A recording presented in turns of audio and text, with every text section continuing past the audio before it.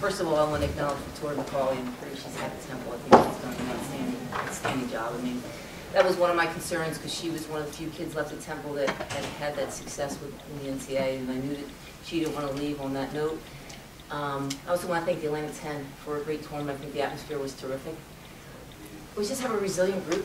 It's a group that plays so hard, and it's really just a relentless group. And I'm really, to be honest, speechless. I'm so filled with emotions just because I'm really just so happy for the kids. They work so hard, and they've been such an unselfish group that it really is just, it's really my pleasure to coach them.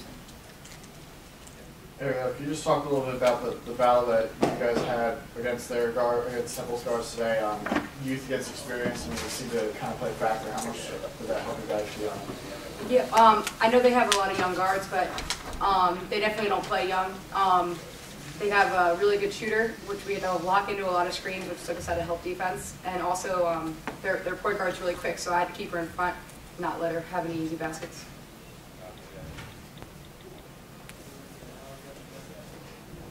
Come on, Mel, you pondering or what? Yes, I am pondering. I thought you went to a food coma or something. Come on, let's go. That's exactly me. All right.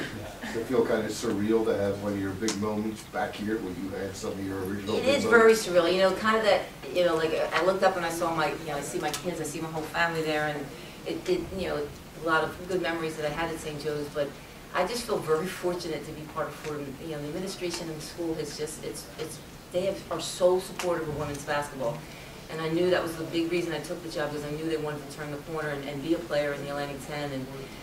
And just to celebrate it, you know, here is kind of neat, but also to have my family and friends and have these guys be able to play in front of family and friends. You know, obviously I was kind of hoping that it might be a Charlotte matchup because then there's less fans, because a couple guys just come off a big win, everybody loads the bus and comes on over. But I thought our fans were terrific, and we followed very well, and I just got to thank, you know, our entire support team. Two storylines today. Obviously, the Owls not coming in hot at all by any stretch of the imagination in this tournament. You guys knock off that Cinderella run. And also, this is their last season in the A-10. I mean, was that any consideration for you guys going in? Was that something you guys talked about before the game? Yeah, it's actually one of my favorite things that Coach Gately does is she gives us a little goal before each game, and one of those goals was actually that Temple was leaving the conference, and she said, you know, when someone's leaving a conference, you kind of want to, you know, finish off with a win, like send them off and know that we beat them. So she does that with a lot of things, like sets little goals for us. So that's definitely something that we talked about and, you know, fed off of. But I thought that they were a different team than when we played last week. You know, I think they came in with a lot of confidence, especially after, you know, Xavier was really, really hot. They knocked off a very good Xavier team, and they didn't shoot well either. And they knocked off a very good Xavier team, and then they come off and beat a very, very good Charlotte team. So we knew that it was going to be a very difficult game. Coach, you look like coming down the stretch, you were able to hit some big threes as they were trying to get the stops. Obviously turned the game in your direction, but how did you feel at the time, the impact that that had? Well, when Sam Clark hit him, I'm like, yeah! You know, all of a sudden, you know, Sam lights it up. I think those 3 threes were really pivotal in our run. And then Ace hit a big three. And I mean, you look around the room, you look at different times. That first 4 minutes of the second half, we had so many open looks. I turned to Andrew and go, what are we shooting? We're like 0 for 6, but we had good looks.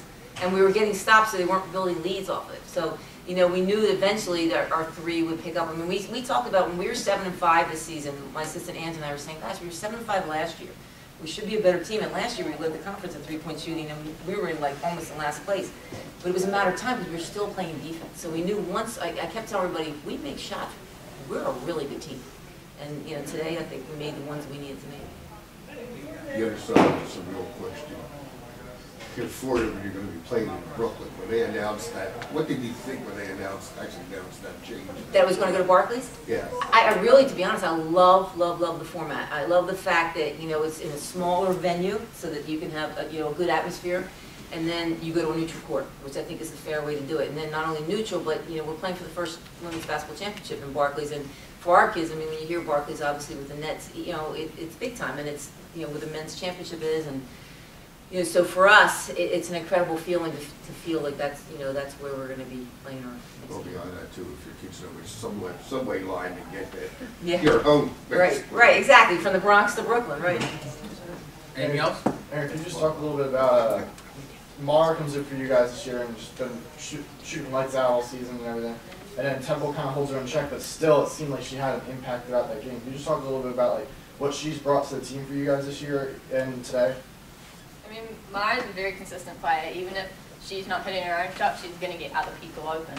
I mean, she's a big scorer, so if the rest of the other team is focusing their defense on her, then it opens up the rest of us. So even if they're locking down on her, I mean, it's up to us to step up because they were. I mean, she had a great game yesterday. Maybe found it a little harder to score today, so it was just up to us as the rest of the team to step up and help her out this game. Thank you.